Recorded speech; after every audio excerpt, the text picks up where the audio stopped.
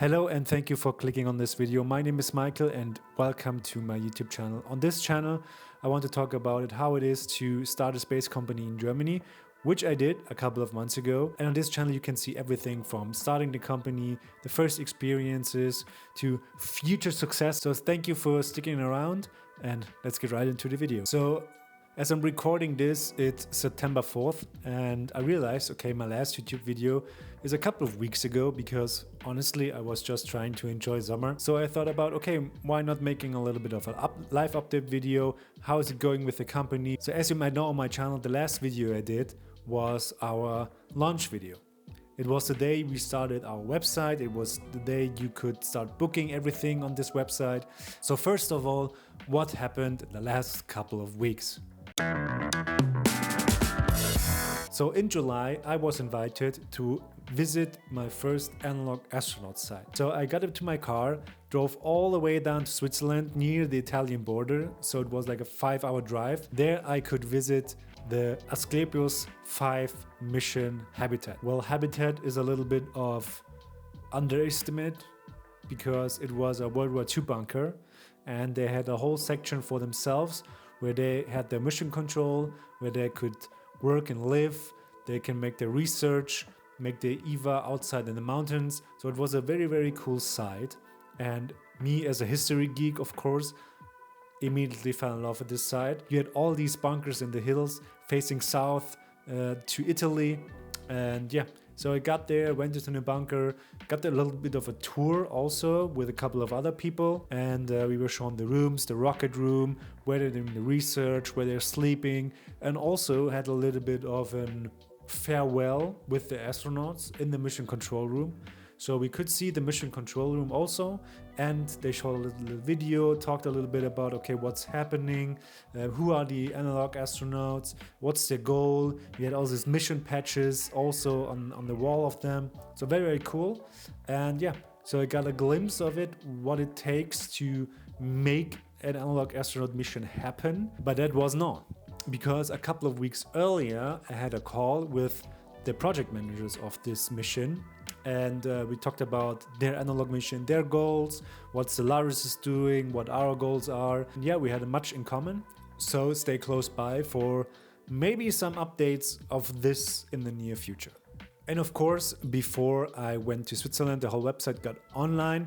And to be honest, it's kind of crazy to have something that you have like years in your head to see finally out there. And of course I was all the time refreshing the page, are there bookings and anything, try to optimize everything, was kind of nervous also, but yeah, it's out there. Business card for the company.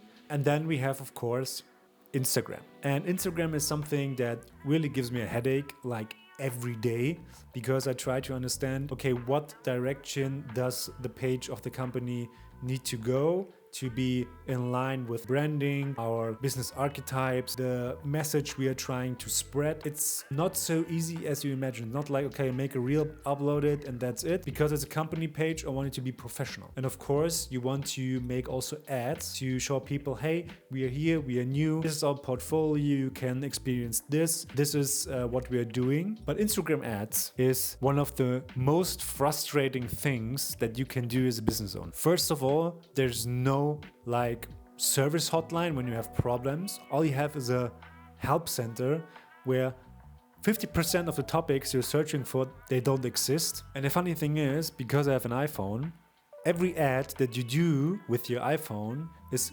30% more expensive than when you do it through the browser, because Apple puts on so much costs on Instagram ads. But it's just a learning, and I'm still learning. I'm trying to get a role of some kind of marketing manager to get the best out of it, but I'm doing my best and we're here to learn. Also regarding our experiences got much more detail now. We have a few new partners that help us fulfill these experiences and the vision behind it. We got someone who worked relentlessly in astronomy and will show our customers what it needs to read the night sky above the Arctic Circle and shows them the way, how to handle a telescope and everything. So very, very cool stuff. And it's gonna be 4 days filled with science, but mostly emotion and nature and I'm sure it will change people that have been through this experience, and they will never view themselves and their place in the universe like before. Also, I have amazing news regarding our first analog astronaut mission. It's happening. The first Stellaris exclusive analog astronaut mission becomes reality. That means Stellaris mission 1 is happening in Brazil from the 24th to the 28th of January, and we make something truly unique. Our marketing is full on world's first fully commercial analog astronaut mission. But what do I mean by that? As you may know, of course, they are privately funded missions, civilian can take part in everything. The issue is not that we want to reinvent the wheel, but how it is used. When it comes to these analog missions, even though they're publicly available and you can participate, the field of participants is very, very narrow, but it will not fit on a huge worldwide approach, what we are trying to do, to get as many people as possible in touch with space and bring space into everyday life. Because let's be honest, imagine if you're working your butt off 40, 60, 80 hours a week and you want to experience something new, something that amazes you. Then you can choose between something that's very cool, that's needed, but that's not really your field of expertise, because it's 90% research funded and research driven. Or you can experience something amazing that blends science and adventure, and you go out of it and say, man, I really went above and beyond and did something for space exploration. That means we are blending real space science, adventure, and storytelling to a new format of analog astronaut missions that have never been done before. And the goal is to amaze as many people as possible with these amazing adventures to bring space into everyday life. And as I'm recording this today, we have the first crew interviews of people who want to be part of the crew. And yeah, because it will be very special, it will be the first crew to do that. It will be history in the making, if you want to call it like that. And I'm very excited, and I can't wait to see this mission happening. So this is happening next year, and I'm very excited. I can't wait. I will be there a couple of days earlier and stay a couple of days longer, and then we will bring this amazing adventure to life. And I'm guaranteeing it won't be the last one. So other than that, of course, I'm daily struggling with bureaucracy, taxes, finances in Germany. It's a huge pain in the butt. Yeah, I don't know what it is. It's